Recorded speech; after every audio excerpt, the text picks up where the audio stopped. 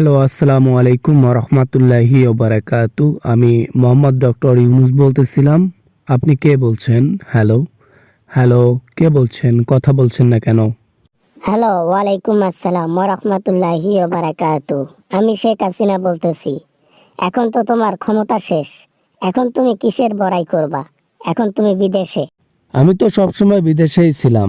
ছেলেপেলেরা, পোলাপানেরা, দেশের নাগরিকরা সবাই রিকোয়েস্ট করছিল। তাদের সম্মানের রক্ষার্থের জন্য দেশে গিয়ে একটা বড় দায়িত্ব পালন করে আসলাম। এখন তো আমরা দেশে যাব।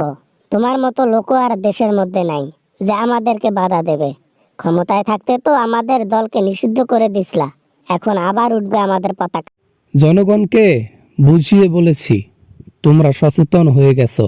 এই সচেতন সারা জীবন যেন থাকে।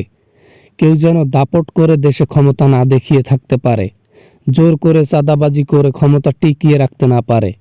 তোমাদের বিচার তোমরাই করিও। এবার না মানে তার মানে কি বোঝাতে চান আপনি? আমরা দেশে যাইতে পারবো না? আমরা দেশে গেলে জনগণ আমাদেরকে উপরে পাঠাই দেবে?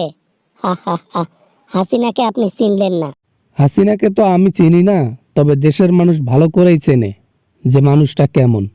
তাই ওদের বিচার ওরাই করবে। নো প্রবলেম, এখন আর কোনো প্যারা নাই।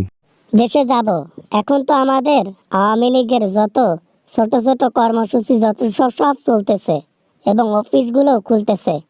আর কিছুদিন পর আমিও যাব। যান, সমস্যা নাই। যান, সমস্যা নাই, কোনো প্যারা নাই। চিল, আপনি যান। দেশের মধ্যে জনগণ ঠান্ডা হয়ে আছে তো, যান, গরম করে দেবেনে। এবার না মানে কি ভয় দেখান আপনি?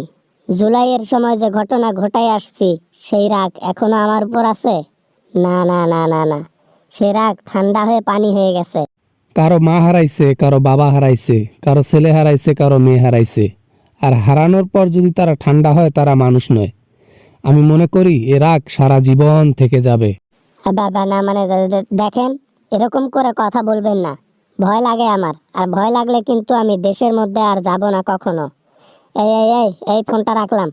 ফোন আর আমাকে করবেন না, ঠিক আছে? আমি এখন আমার মতো করে বাঁচতে চাই। কোনো ফালতু লোকের সাথে কথা বলে টাইম নষ্ট করতে চাই না।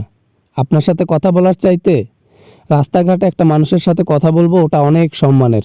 বাবা না মানে এত বড় অপমান! বাপরে বাপ! খেয়ে দিতেছিলাম আমি, আর খেয়ে দিল আমারে।